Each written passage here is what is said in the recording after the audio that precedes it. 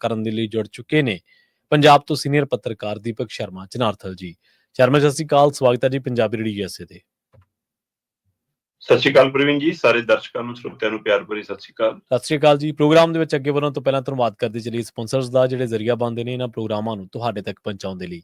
Khalsa insurance agency ਵਾਲੇ, ਜਿਨ੍ਹਾਂ ਤੋਂ ਤੁਸੀਂ ਹਰ ਤਰੀਕੇ ਦੀ ਇੰਸ਼ੋਰੈਂਸ ਲੈ ਸਕਦੇ ਹੋ। ਇੰਸ਼ੋਰੈਂਸ ਬਾਰੇ ਪਤਾ ਕਰਨ ਦੇ ਲਈ ਇਹਨਾਂ ਦਾ ਨੰਬਰ ਹੈ 468-272-2500। ਇਹ 1992 ਤੋਂ ਲਗਾਤਾਰ ਇੰਸ਼ੋਰੈਂਸ ਬਿਜ਼ਨਸ ਦੇ ਵਿੱਚ ਸ਼ਾਨਦਾਰ ਸੇਵਾਵਾਂ ਦੇ ਰਹੇ ਨੇ ਤੇ ਅਮਰੀਕਾ ਭਰ ਦੇ ਵਿੱਚ ਇੰਸ਼ੋਰੈਂਸ ਕਰਦੇ ਨੇ। ਓਬਾਮਾ ਕੇਅਰ, ਮੈਡੀਕਲ ਜਾਂ ਫਿਰ ਕਵਰਡ ਕੈਲੀਫੋਰਨੀਆ ਬਾਬਤ ਪਾਲਿਸੀ ਕਰਵਾਉਣ ਦੇ ਲਈ, ਸਲਾਹ ਲੈਣ ਦੇ ਲਈ ਅੱਜ ਹੀ ਕਾਲ ਕਰੋ 468-272-2500 ਤੇ। ਟਰਕੀਅਨ ਇਮੀਗ੍ਰੇਸ਼ਨ ਲਾ ਫਰਮ ਵਾਲੇ ਜੇ ਟਰਕੀਅਨ ਟੋਨੀ ਟਰਕੀਅਨ ਦੇ ਨਾਲ ਤੁਸੀਂ US ਇਮੀਗ੍ਰੇਸ਼ਨ ਬਾਬਤ ਕੋਈ ਵੀ ਸਲਾਹ ਕਰਨੀ ਹੈ, ਕੋਈ ਵੀ ਸਵਾਲ ਪੁੱਛਣਾ, ਤੇ ਇਹਨਾਂ ਦਾ ਨੰਬਰ ਹੈ 4159090503। Gurdeep Singh Birdi Clovis, Mandeep Singh, Sandeep Kaur San Jose, Gurpal Singh Sacramento, Jind Kaur Anayat Kaur Bakersfield, Amrik Singh Atwal, Jarnail Singh Yuba City, Mahinder Singh Mahinder Kaur Mattu Yuba City, Jarnail Singh Seattle ਤੋਂ। ਇਹਨਾਂ ਸਾਰੇ ਹੀ ਸਪਾਂਸਰਸ ਦਾ ਬਹੁਤ ਬਹੁਤ ਧੰਨਵਾਦ। ਤੇ ਜੇਕਰ ਤੁਸੀਂ ਵੀ ਪੰਜਾਬੀ ਰੇਡੀਓ USA ਦੇ ਇਹਨਾਂ ਪ੍ਰੋਗਰਾਮਾਂ ਨੂੰ ਸਪਾਂਸਰ ਕਰਨਾ ਚਾਹੁੰਦੇ ਹੋ ਤਾਂ ਸਟੂਡੀਓ ਦਾ ਨੰਬਰ ਹੈ 468-272-5200। ਅੱਜ ਦਾ ਇੱਕ ਖਬਰ ਤੇ ਨਜ਼ਰ ਪ੍ਰੋਗਰਾਮ ਸਾਲ 2025 ਦੀ 28 ਫਰਵਰੀ ਦਾ ਪ੍ਰੋਗਰਾਮ ਹੈ ਤੇ ਦਿਨ ਅੱਜ ਸ਼ੁੱਕਰਵਾਰ ਹੈ। ਖਬਰਾਂ ਦੀ ਸ਼ੁਰੂਆਤ ਕਰੀਏ ਪੰਜਾਬ ਸਰਕਾਰ ਤੋਂ। ਬਲਡੋਜ਼ਰ ਮਾਡਲ ਆ ਜਿਹੜਾ, ਇਹਦੇ ਤੇ ਪਹਿਲੇ ਦਿਨ ਤੋਂ ਹੀ ਬਹਿਸ ਹੁੰਦੀ ਆ ਰਹੀ ਹੈ ਕਿ ਇਹ ਨਿਆਂ ਦਾ ਇੱਕ ਤਰਕਸੰਗਤ ਤਰੀਕਾ ਨਹੀਂ ਹੈ।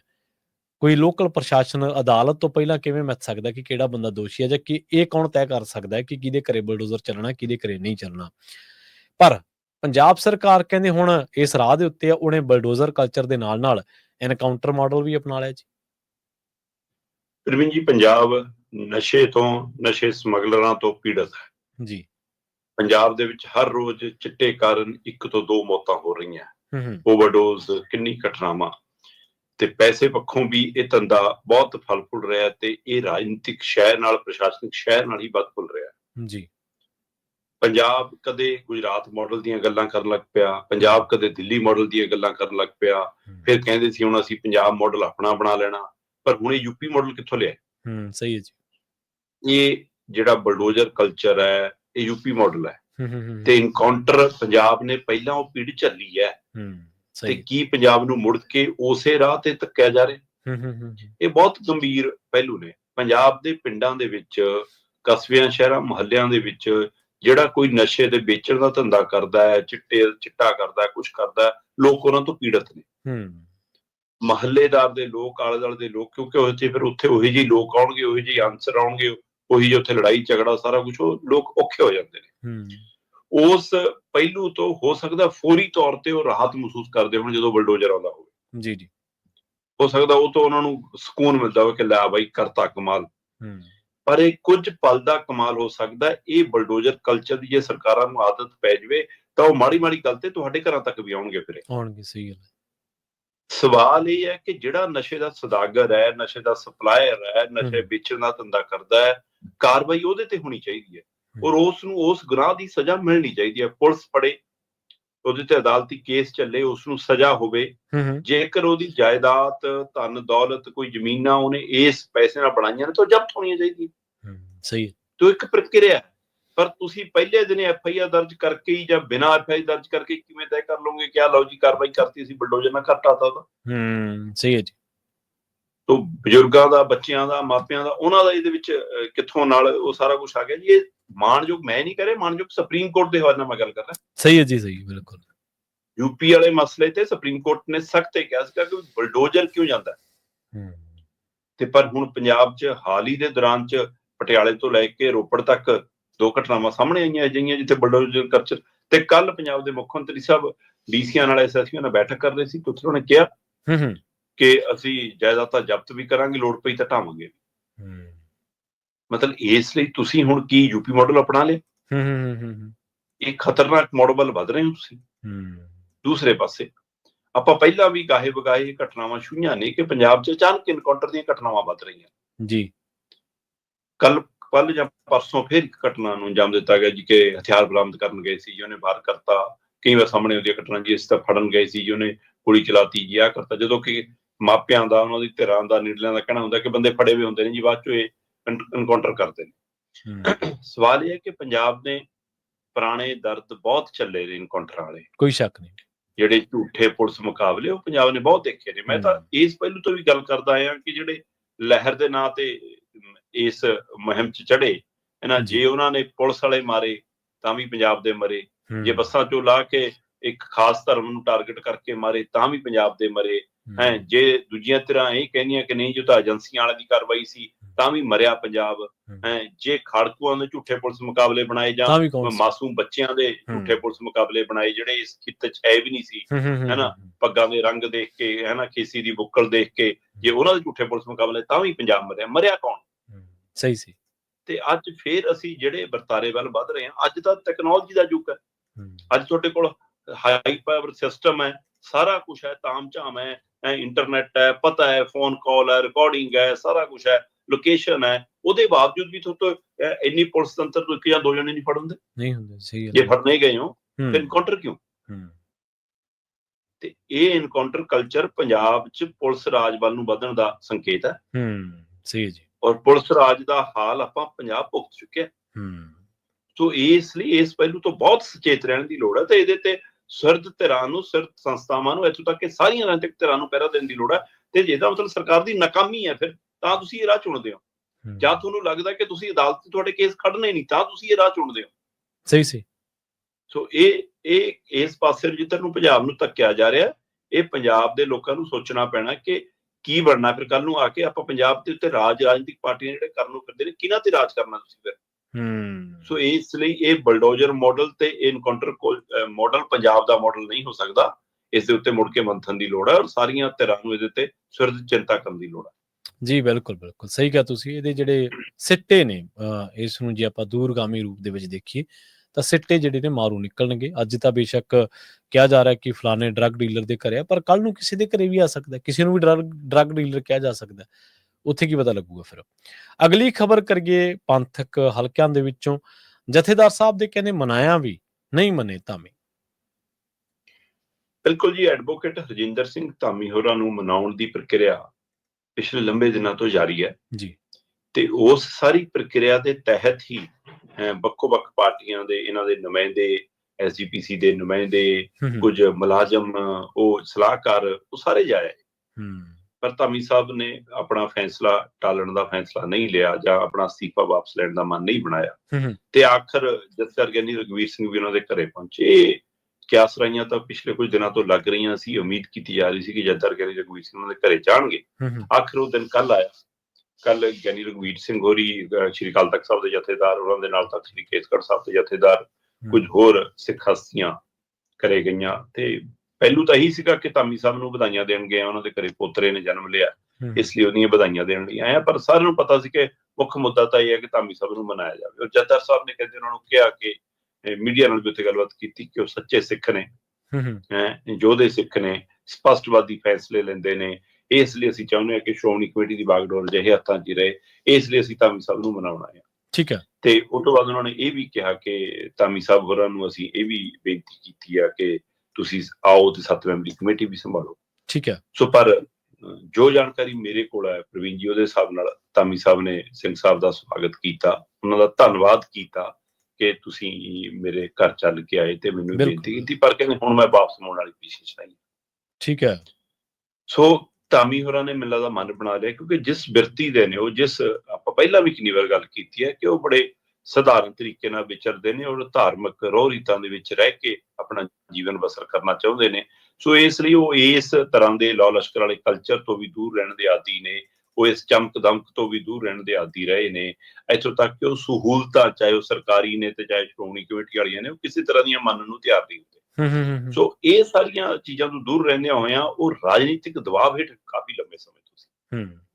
ਸ਼ਾਇਦ ਉਹ ਹੁਣ ਆਪਣੇ ਆਪ ਨੂੰ ਇਸ ਦਬਾਅ ਤੋਂ ਮੁਕਤ ਮਹਿਸੂਸ ਕਰਦੇ ਹੋਣ, ਕਿਉਂਕਿ ਉਹਨਾਂ ਦੀ ਪਹਿਲਾਂ ਵੀ ਇੱਛਾਵਾਂ ਨਹੀਂ ਰਹੀਆਂ। ਉਹਨਾਂ ਨੂੰ ਪਹਿਲਾਂ ਵੀ ਵੱਖ-ਵੱਖ ਅਹੁਦਿਆਂ ਤੇ ਲਿਆਉਣ ਦੀਆਂ ਕੋਸ਼ਿਸ਼ਾਂ ਹੋਈਆਂ, ਇੱਕ ਅੱਧੀ ਵਾਰ ਉਹਨੂੰ ਤੈਨਾਤੀ ਮਿਲੀ ਵੀ ਰਾਜਨੀਤਿਕ ਤੌਰ ਤੇ ਵੀ, ਪਰ ਉਹ ਇਹਨਾਂ ਚੀਜ਼ਾਂ ਤੋਂ ਦੂਰ ਰਹਿਣਾ ਚਾਹੁੰਦੀ ਸੀ। ਤੋਂ ਆਖਰ ਉਹ ਜਦੋਂ ਇਹ ਚ ਮਹਿਸੂਸ ਕਰਨ ਲੱਗੇ ਕਿ ਮੈਂ ਆਪਣੇ ਆਪ ਨੂੰ ਕਿਉਂ ਤਣਾਅ ਚ ਪਾ ਰਿਹਾ, ਮੈਂ ਆਪਣੇ ਆਪ ਨੂੰ ਕਿਉਂ ਧੋਖੇ ਚ ਰੱਖ ਰਿਹਾ, ਸੋ ਇਸ ਲਈ ਮੈਨੂੰ ਲੱਗਦਾ ਕਿ ਉਹਨਾਂ ਨੇ ਫਿਰ ਜਥੇਦਾਰ ਸਾਹਿਬ ਦੀ ਉਸ ਇਬਾਰਤ ਦੇ ਹਵਾਲੇ ਨਾਲ, ਜਿਹੜੀ ਉਹਨਾਂ ਨੇ ਬਾਹਰੋਂ ਪੋਸਟ ਪਾਈ ਸੀ, ਉਹਦੇ ਹਵਾਲੇ ਉਹਨਾਂ ਨੇ ਅਸਤੀਫਾ ਪੇਸ਼ ਕਰਤਾ ਸੀ। ਠੀਕ ਹੈ। ਸੋ ਹੁਣ ਉਹਨਾਂ ਨੇ ਜਥੇਦਾਰ ਸਾਹਿਬ ਨੂੰ ਕਿਹਾ ਕਿ ਜਥੇਦਾਰ ਸਾਹਿਬ, ਮੈਂ ਤੁਹਾਡੇ ਉਹਦੇ ਤੇ ਤਾਂ ਤਕਰੀਰ ਦੇ ਹਵਾਲੇ ਨਾਲ ਤਾਂ ਮੈਂ ਅਸਤੀਫਾ ਦਿੱਤਾ, ਤੇ ਫਿਰ ਤੁਸੀਂ ਕਿਵੇਂ ਉਮੀਦ ਕਰਦੇ ਹੋ ਮੈਂ ਮੁੜ ਕੇ ਉਹਦੇ ਪਰ ਖਰਾ ਉਤਰੂੰਗਾ, ਇਸ ਲਈ ਮੈਨੂੰ ਮਾਫ ਕਰੋ। ਉਹਨਾਂ ਫਿਲਹਾਲ ਨਹੀਂ ਮੰਨੇ।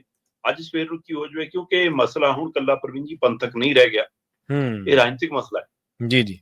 ਅਸਲ 'ਚ ਤਾਂ ਇਹ ਹੈ ਹੀ ਰਾਜਨੀਤਿਕ ਮਸਲਾ, ਕਿਉਂਕਿ ਰਾਜਨੀਤਿਕ ਪਹਿਲੂ ਮੰਨਣ ਤੋਂ ਹੀ ਅਕਾਲੀ ਦਲ ਮੁਨਕਰ ਹੋਇਆ ਸੀ ਨਾ। ਸੋ ਇਸ ਲਈ ਧਾਮੀ ਸਾਹਿਬ ਹੋਰਾਂ ਦੀ ਵਾਪਸੀ ਜਥੇਦਾਰ ਦੇ ਮਨਾਇਆ ਵੀ ਹੁੰਦੀ ਮੈਨੂੰ ਨਜ਼ਰ ਨਹੀਂ ਆ ਰਹੀ। ਜੀ ਬਿਲਕੁਲ। ਅਗਲੀ ਗੱਲ ਕਰੀਏ, ਕਿਉਂਕਿ ਮੇਰੇ ਮਨ ਦੇ ਵਿੱਚ ਪਹਿਲਾਂ ਵੀ ਸਵਾਲ ਆ ਗਿਆ ਸੀਗਾ ਸ਼ਰਤ ਜੀ, ਕਿ ਧਾਮੀ ਸਾਹਿਬ ਤੋਂ ਬਿਨਾਂ ਅਕਾਲੀ ਦਲ ਦੀ ਜਿਹੜੀ ਅਗਲੀ ਰਣਨੀਤੀ ਉਹ ਕੀ ਹੋਊਗੀ।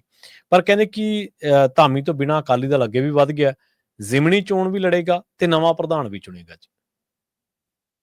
ਜਿੱਥੇ ਤੱਕ ਤਾਂ ਧਾਮੀ ਤੋਂ ਬਿਨਾਂ ਅੱਗੇ ਵਧਣ ਦਾ ਪਹਿਲੂ ਹੈ ਜੀ, ਜਥੇਦਾਰ ਐਡਵੋਕੇਟ ਹਰਜਿੰਦਰ ਸਿੰਘ ਧਾਮੀ ਸ਼੍ਰੋਮਣੀ ਗੁਰਦੁਆਰਾ ਪ੍ਰਬੰਧਕ ਕਮੇਟੀ ਦੇ ਪ੍ਰਧਾਨ ਸਰਦਾਰ ਸੁਖਬੀਰ ਸਿੰਘ ਬਾਦਲ ਦੇ ਵਿਸ਼ਵਾਸਯੋਗ, ਭਰੋਸੇਯੋਗ ਤੇ ਉਸੇ ਭਰੋਸੇਯੋਗਤਾ ਨੂੰ ਕਾਇਮ ਰੱਖਣ ਦੇ ਚੱਕਰ 'ਚ ਅਕਾਲ ਤਖਤ ਸਾਹਿਬ ਦੇ ਹੁਕਮਾਂ ਨੂੰ ਪੂਰੀ ਤਰ੍ਹਾਂ ਸਪਸ਼ਟ ਰੂਪ 'ਚ ਮੰਨ ਨਹੀਂ ਪਾਏ। ਉਹਨਾਂ ਨੂੰ 7 ਮੈਂਬਰੀ ਕਮੇਟੀ ਦੀ ਬੈਠਕ ਬੁਲਾਉਣ ਨੂੰ 2.5 ਮਹੀਨੇ ਦਾ ਵਕਫਾ ਲੱਗ ਗਿਆ। ਠੀਕ ਹੈ ਜੀ।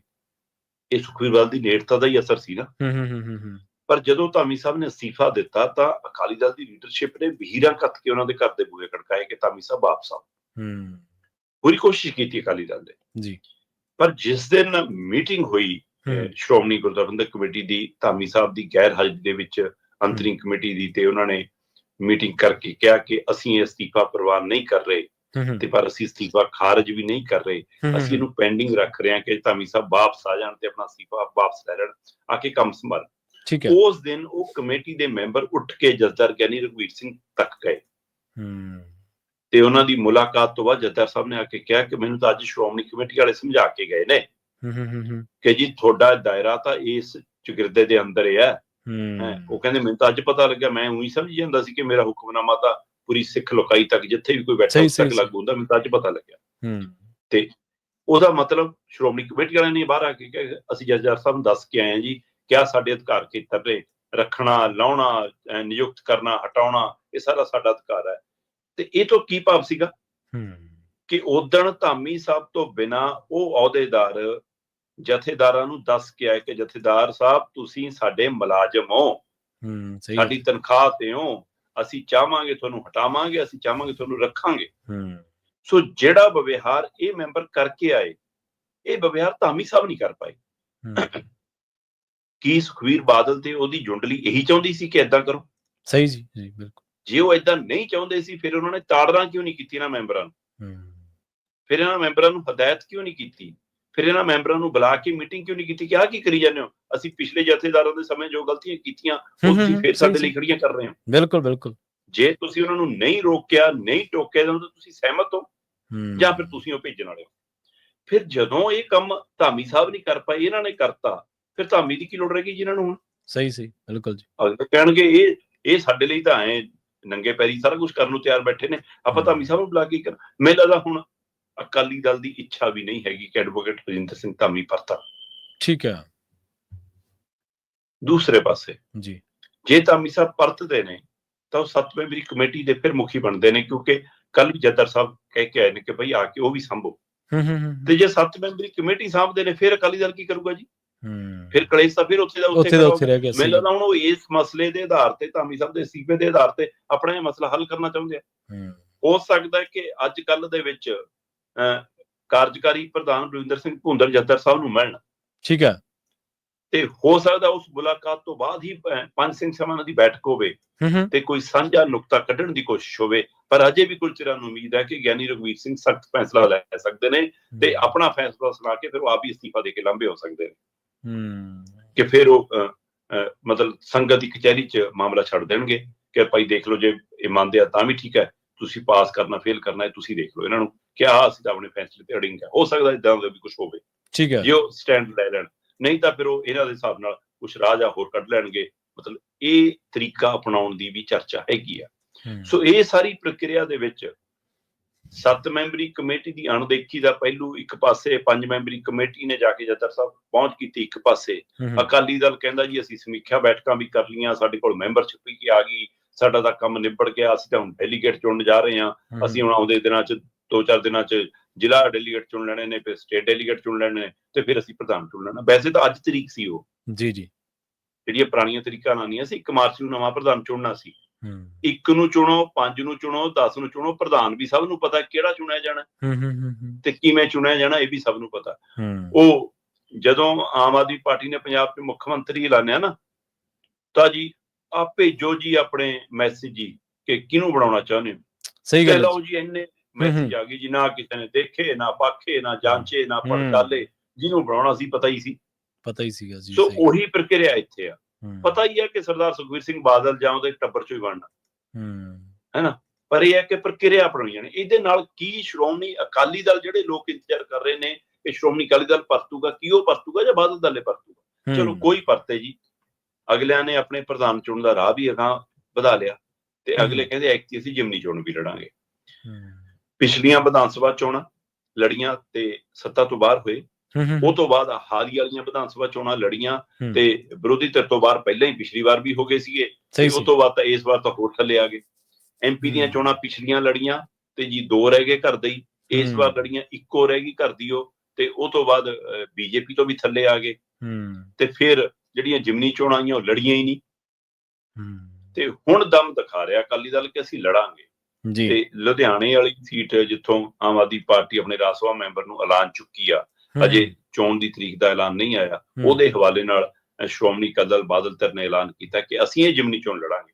ਪਰ ਉਸ ਇਲਾਕੇ ਦੇ ਲੋਕਾਂ ਨਾਲ ਮੇਰੀ ਗੱਲ ਹੋ ਰਹੀ ਸੀ, ਉਹ ਕਹਿੰਦੇ ਕਿ ਬਈ ਇੱਥੇ ਤਾਂ ਅਕਾਲੀ ਦਲ ਪਹਿਲਾਂ ਵੀ ਜਦੋਂ ਗੱਠਜੋੜ ਚ ਰਿਹਾ ਤਾਂ ਵੀ ਕਦੇ ਇੰਨਾ ਮਜ਼ਬੂਤ ਨਹੀਂ ਹੋਇਆ। ਸੋ ਇਸ ਲਈ ਇੱਥੇ ਤਾਂ ਕਹਿੰਦੇ BJP ਤੇ ਕਾਂਗਰਸ ਹੀ ਤਕੜੀਆਂ ਧਿਰਾਂ ਰਹੀਆਂ ਨੇ ਤੇ ਕਾਂਗਰਸ ਇੱਥੋਂ ਲਗਾਤਾਰ ਜਿੱਤਦੀ ਵੀ ਰਹੀ ਆ। ਪਿਛਲੀ ਵਾਰ ਹਵਾ ਜੀ ਦੇ ਬੁੱਲੇ ਦੇ ਵਿੱਚ ਆਮ ਆਦਮੀ ਪਾਰਟੀ ਵੀ ਲੈ ਗਈ, ਪਰ ਇੱਥੇ ਦਾ ਮੁਕਾਬਲਾ ਇਸ ਵਾਰ ਵੀ ਉਹਨਾਂ ਨੂੰ ਦੇਖਣ ਨੂੰ ਮਿਲ ਸਕਦਾ। ਤੇ ਮੇਸ਼ਿੰਦਰ ਗਰੇਵਾਲ ਸ਼ਾਇਦ ਇੱਥੋਂ 2 ਵਾਰ ਹਾਰ ਚੁੱਕੇ ਨੇ, ਇਸ ਵਾਰ ਆਪਣੇ ਮੁੰਡੇ ਨੂੰ ਸ਼ਾਇਦ ਜਿਮਨੀ ਚੋਣ ਲੜਾ ਦੇਣ ਜਾਂ ਆਪ ਦੁਆਰਾ ਲੜਨਾ, ਜੋ ਵੀ ਹੋਵੇ। ਪਰ ਅਕਾਲੀ ਦਲ ਲਈ ਇਹ ਜਿਮਨੀ ਚੋਣ ਲੜ ਕੇ ਵੀ ਆਪਣੇ ਮੁੜ ਕੇ ਪੁਰਾਣੇ ਢਾਰੇ ਤੇ ਪਰਤਣਾ ਆਸਾਨ ਨੀਗਾ। ਮਤਲਬ ਲਗਭਗ ਉਸ ਸਥਿਤੀ ਚ ਅਕਾਲੀ ਦਲ ਵੱਧ ਰਿਹਾ ਜਿਸ ਸਥਿਤੀ ਚ ਹਰਿਆਣੇ ਚ ਚਟਾਲੇ ਨੇ। ਜੀ ਬਿਲਕੁਲ।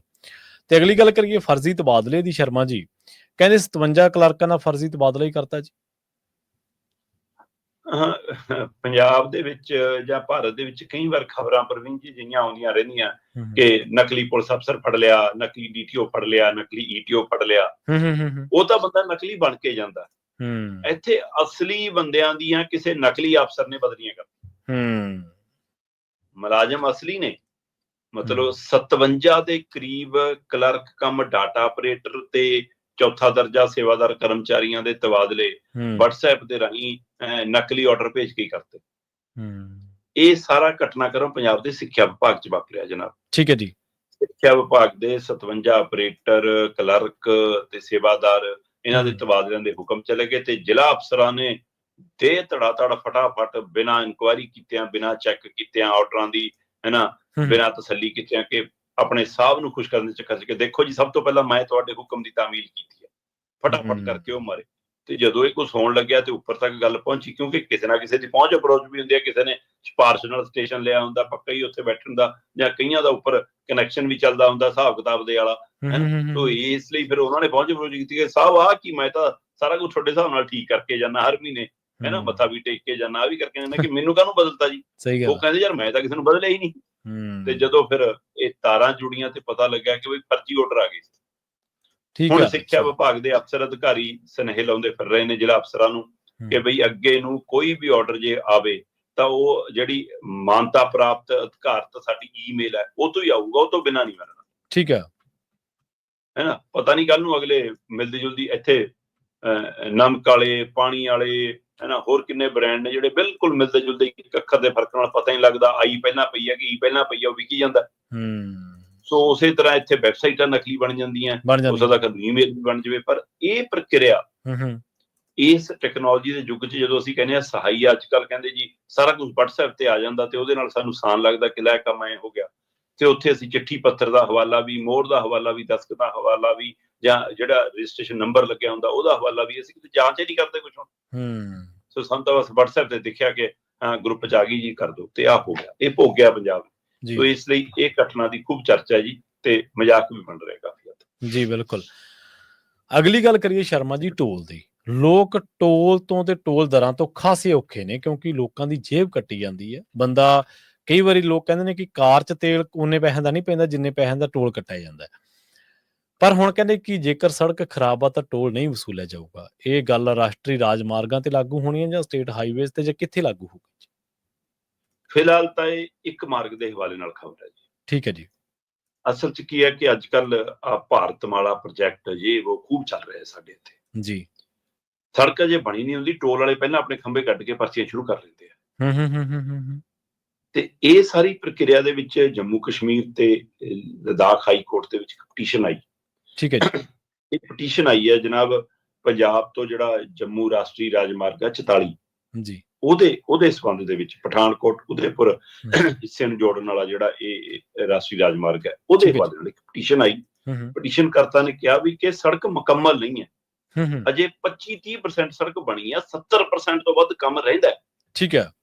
ਤੇ ਜੇ 60-70% ਕੰਮ ਰਹਿੰਦਾ ਹੈ ਤਾਂ ਇਹ ਪੂਰਾ ਟੋਲ ਕਿਵੇਂ ਵਸੂਲ ਸਕਦੇ ਹੋ? ਕਹਿੰਦੇ ਟੋਲ ਤਾਂ ਵਸੂਲੇ ਨਹੀਂ ਜਾਣਾ ਚਾਹੀਦਾ, ਫਿਰ ਇੱਥੇ ਪਹਿਲਾਂ ਕੰਪਲੀਟ ਤਾਂ ਕਰਕੇ ਦਿਓ।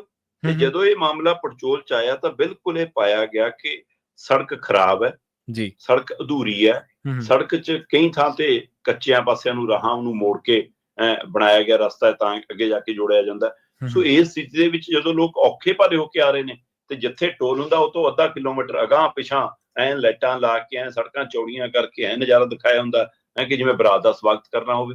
ਸੋ ਉੱਥੇ ਫਿਰ ਟੋਲ ਕੱਟ ਹੋ ਜਾਂਦਾ। ਵੈਸੇ ਤਾਂ ਰੋਡ ਟੈਕਸ ਤੇ ਟੋਲ ਟੈਕਸ ਦੋਹਰਾ ਟੈਕਸ ਕਿਉਂ ਹੈ ਇਹਦੇ ਉੱਤੇ ਕਦੇ ਚਰਚਾ ਹੀ ਨਹੀਂ ਹੁੰਦੀ।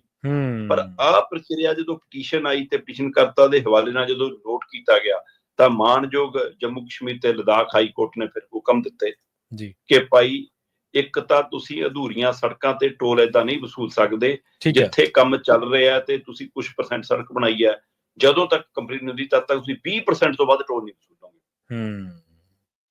80% ਤੁਹਾਨੂੰ ਟੋਲ ਮਾਫ ਕਰਨਾ ਪਊਗਾ, ਛੱਡਣਾ ਪਊਗਾ। ਇਹ ਹੁਕਮ ਉੱਥੇ ਆ ਗਏ। ਇਹਦੇ ਨਾਲ ਉਹਨਾਂ ਨੇ ਇਹ ਵੀ ਕਿਹਾ ਕਿ ਸਾਨੂੰ ਇਹ ਵੀ ਪਤਾ ਲੱਗ ਰਿਹਾ ਕਿ ਇੱਥੇ 2 ਟੋਲ ਵਸੂਲੇ ਜਾ ਰਹੇ ਨੇ। ਉਹ ਕਹਿੰਦੇ 40 ਤੋਂ 60 ਕਿਲੋਮੀਟਰ ਦੇ ਅੰਦਰ ਜੇ ਇੱਕ ਤੋਂ ਵੱਧ ਟੋਲ ਹੈ ਤਾਂ 2 ਮਹੀਨਿਆਂ 'ਚ ਆਪਣਾ ਟੋਲ ਚੱਕ ਕੇ ਲੈ ਜਾਓ, ਨਹੀਂ ਸਖਤ ਕਾਰਵਾਈ ਹੋਊਗੀ। ਇਹ ਵੀ ਹਦਾਇਤ ਕੀਤੀ ਹੈ। ਠੀਕ ਹੈ। ਇੱਥੇ ਪੰਜਾਬ 'ਚ ਤਾਂ 20 ਤੋਂ 25 ਤੋਂ 30 ਕਿਲੋਮੀਟਰ ਦੇ ਅੰਦਰ ਅੰਦਰ 2 ਟੋਲ ਹੈਗੇ ਨੇ ਜਨਾਬ। ਇਸ ਲਈ ਇਹ 40 ਤੋਂ 60 ਕਿਲੋਮੀਟਰ ਦੇ ਅੰਦਰ ਕਹਿੰਦੇ ਇੱਕ ਟੋਲ ਤੋਂ ਵੱਧ ਟੋਲ ਨਹੀਂ ਹੋਣਾ ਚਾਹੀਦਾ। ਇਸ ਦਾਇਰੇ 'ਚ ਜੇ ਦੂਜਾ ਟੋਲ ਹੈ ਕਹਿੰਦੇ ਹੈਗਾ ਦੂਆ ਟੋਲ ਇਸ ਖੇਤਰ ਜਿਹਦੀ ਪਟੀਸ਼ਨ ਆਈ ਹੈ ਉਹ ਹਟਾਓ। ਸੋ ਪਟੀਸ਼ਨ ਕਰਤਾ ਦਾ ਸਪਸ਼ਟ ਕਹਿਣਾ ਸੀਗਾ ਕਿ 60 ਤੋਂ 70% ਹਿੱਸਾ ਹੀ ਬਣਨਾ ਰਹਿੰਦਾ ਅਜੇ, ਹੈ ਨਾ। ਸੋ ਇਸ ਲਈ ਕਹਿੰਦੇ ਕਿ ਉਹ ਅਜੇ ਬਣ ਰਿਹਾ।